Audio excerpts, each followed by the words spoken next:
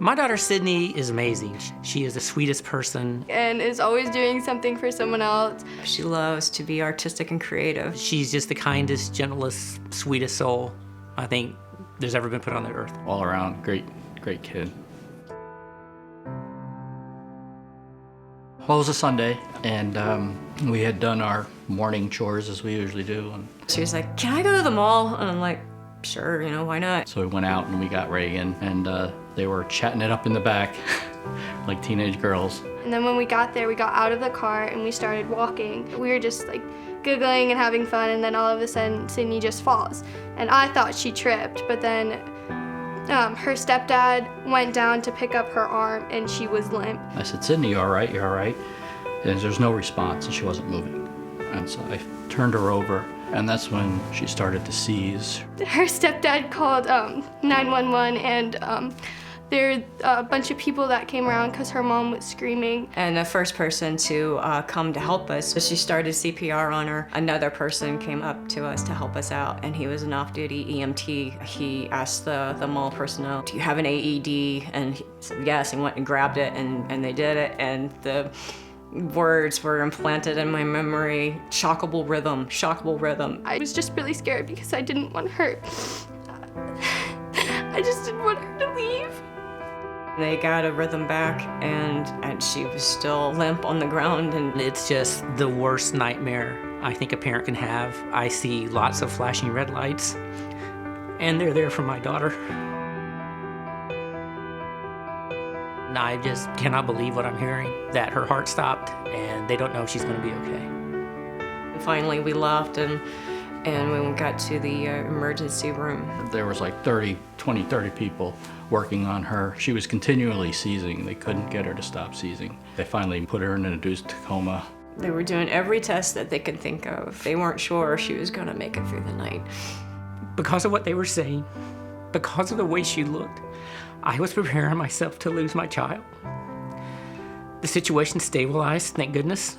As the test results started coming back in, everything was negative. It's like, are you kidding? There's nothing wrong with her.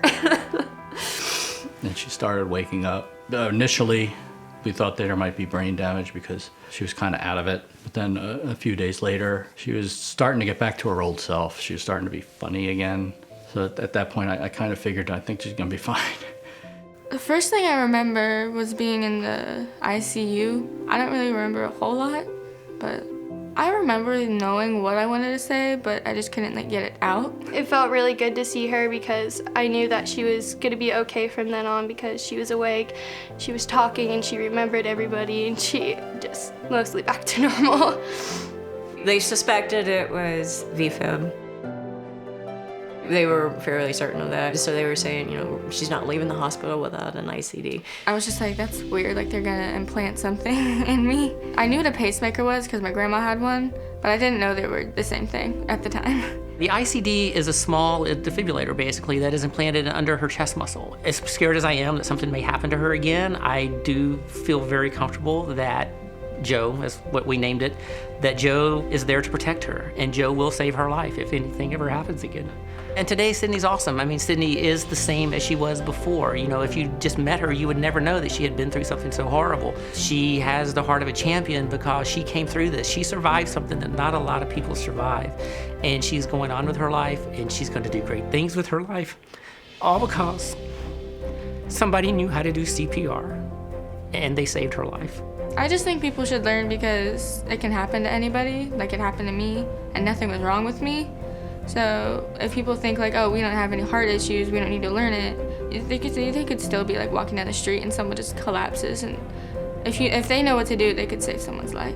The research that the American Heart Association does, I don't think you can put a price tag on it. There was no sign that this was ever going to happen to Sydney. The fact that this research was in place and these tools were available and that they had come about because of the work of the American Heart Association, thank goodness they are there providing the money and the research and the people that can figure these things out so that when it does happen, you have a fighting chance to live. CPR is everything. CPR gave me my daughter back. Without it, she wouldn't be here. It gave her back to me the way she was, and I'm absolutely 100% certain that it's because of the quick administration of CPR.